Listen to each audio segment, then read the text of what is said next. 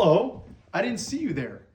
My name's Nino Baggi, and this is going to be a documentary on the romance genre's evolution.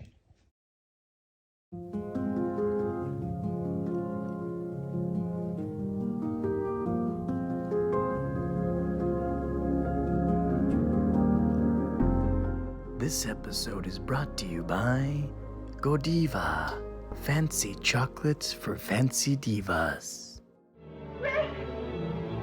The hair, the mustache, it's Clark Gable.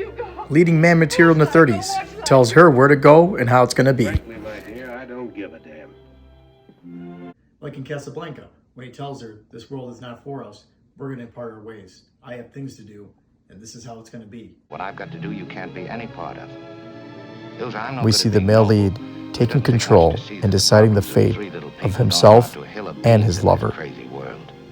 In Casablanca, Bogart is choosing a different path, one of not love, but of war. He's looking at you, kid. In the 50s, it was all about singing your feelings, dancing your feelings, showing them who's boss in dance moves. Men, women, children, they all danced. It all just came out of nowhere, and it looked like fun, to be honest with you. The night is bitter, the stars have lost their glitter. Several years later, we could really start to see the female lead take shape of how she really feels and being more outspoken.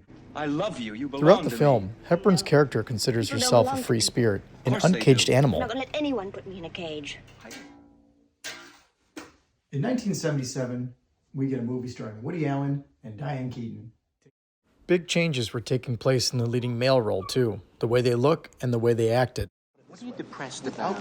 I missed my therapy. I overslept. How can you possibly oversleep? The alarm clock. Do you know the hostile gesture that is to me? I know, because of our... In 1989, we get When Harry Met Sally. This laid the groundwork for friends with benefits. Friends that had always had something there, and you knew it was going to happen eventually, but there were so many hurdles along the way. Harry came over last night. I went over to Sally's last night. Because I was upset that Joe was getting married. And one thing led to another. And before I knew it, we were kissing. To make a long story short, we did it.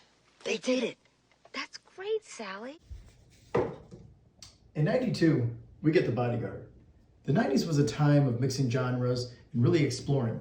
Independent filmmakers were making a real splash, creating controversy for some, while others excitement to see where everything was going.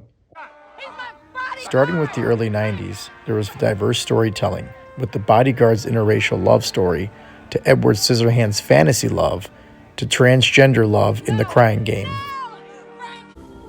Cameron elevated the romance genre thanks to new technology that he used, especially for the submarine footage of the wreckage. Titanic was combining history and tech. Early 2000s were littered in teeny bop movies, but this film finally gives us a quality look at heartache from a man's perspective. And honestly, it's one of the best films in 20 years.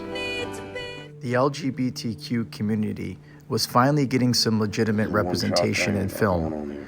Period pieces such as The Brokeback Mountain and Carol both showcase the internal and the external struggle of how dangerous it was to be an out person in love, showing us the difficulty of the times. Not too different from what's still going on.